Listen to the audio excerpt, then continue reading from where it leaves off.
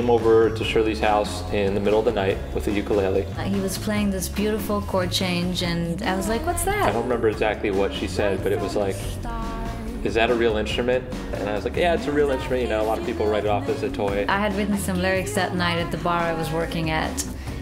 So I pulled the lyrics out and I started singing over whatever he was playing, and we wrote Game Called Life in about 5 minutes. Having Game Called Life as the theme song for the Big C has been incredible. Overwhelming. I mean, I wrote that song kind of wondering, what the hell am I doing with my life? To realize that somebody that has been diagnosed with cancer can relate to it on that level, I felt like the song did something greater than I meant for it to do. The band started with Austin and I basically writing songs and recording little demos at my house, just with the ukulele, my vocals. And then a couple of noisemakers, shakers or kazoo or whatever was laying around the house. We thought there was a certain charm to the way it was so raw and so broken down. You know, when time had passed, we sought out Ryan Hewitt. And he was like, oh, these are great songs, but if you guys want to sell records, you're going to need to get some drums. A light came on instantly and I was like, I know the drummer that's perfect for this. It was Stuart. One of the most musical drummers I've ever met. We went over to his house and he's like, okay, play something for me.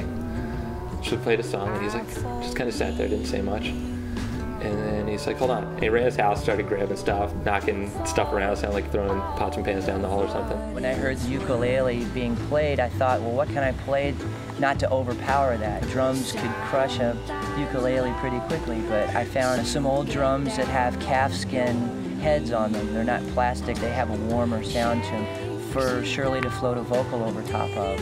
It worked. At that point, Stuart had heard our songs maybe a couple of times, so he basically was coming up with ideas and parts on the spot when we were at the studio. From there, branched out to Ryan Phoebus. One day, Austin called me and he said, hey, do you want to play bass in my ukulele band? And the way it sounded, I had the picture in my head of a bunch of people with ukuleles. We had to reel him in a little bit. He's almost too good of a musician, has too good of chops to play in the leftover Cuties. The most recent addition is Mike Bulger. He's one of those guys that you can call up for anything, any situation, and he'll come and play exactly what you want to hear.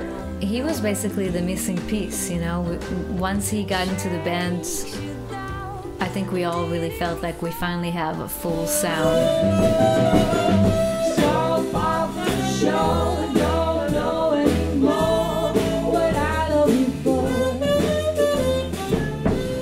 The album compared to the EP, it's grown. Leftover Cuties was a new place for all of us. It's a place where we could be free and express ourselves and be playful and be lighthearted and also deep and emotional. There's so many different elements to it and so many places that it takes you. And it's just the beginning, you know, it's the first album, so it's going to be quite the ride.